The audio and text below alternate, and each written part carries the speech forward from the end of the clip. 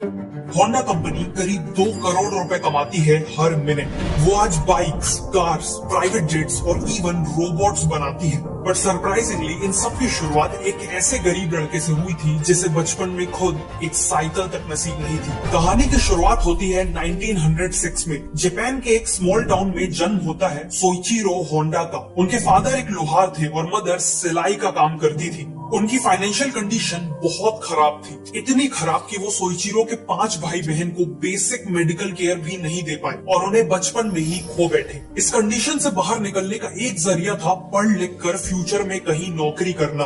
But unfortunately Soichiro पढ़ाई में भी काफी कमजोर थे, लेकिन अभी भी एक उम्मीद बाकी थी और वो थी मशीन्स। बचपन में सोइचिरो अपने ग्रैंडफादर के साथ एक राइस मिल में जाया करते थे। इस मिल की खास बात ये थी कि वहाँ पे एक पेट्रोल पावर्ड मोटर का यूज करके काम किया जाता था, जो उस समय काफी रेयर थी। उस मोटर का साउंड, उससे निकलता हुआ धुआं और पेट्रोल की स्मेल उन्हें काफी फैसिनेटिंग लगती थी। और इसी मोटर को देखते देखते उनका मोटर्स और मशीन्स में एक पैशन डेवलप हो गया। 11 साल की उम्र में सोइचिरो के साथ कुछ ऐसा हुआ जिसने उनके इसी पैशन को एक लाइफ चेंजिंग डायरेक्शन दिया। उन्होंने अपनी लाइफ में पहली बार एक कार देखी थी। सोइचिरो उस कार से पूरी तरह मेस्मराइज्ड हो गए थे। उसे देखते ही वो बिना कुछ सोचे उसके पीछे भागने लगे। जब कुछ दूर जाके वो कार रुकी तो उसके नीचे थोड़ा सा पेट्रोल लीक हो गया। उन्होंने लिटरली नीचे झुककर पेट्रोल को स्मेल किया और उसे अपने हाथों में लगा लिया। और इसी वक्त उन्होंने ठान लिया कि वो एक दिन खुद अपनी एक कार बनाएंगे। ईयर 1922 सोइचिरो ने मैगजीन में एक एड देखा। टोक्यो शहर में आर्ट शोकोई नाम का एक गैराज था जो वर्कर्स ढूंढ रहा था।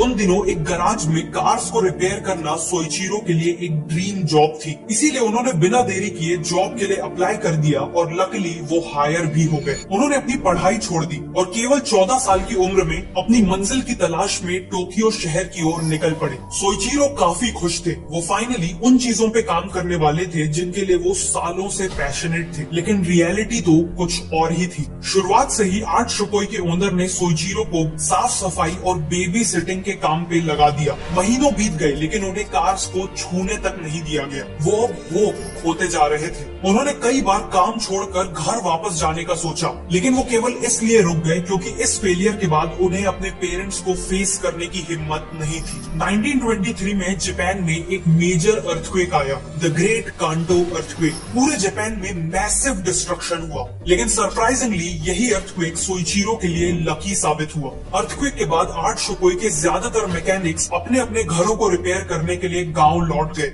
अब गैराज में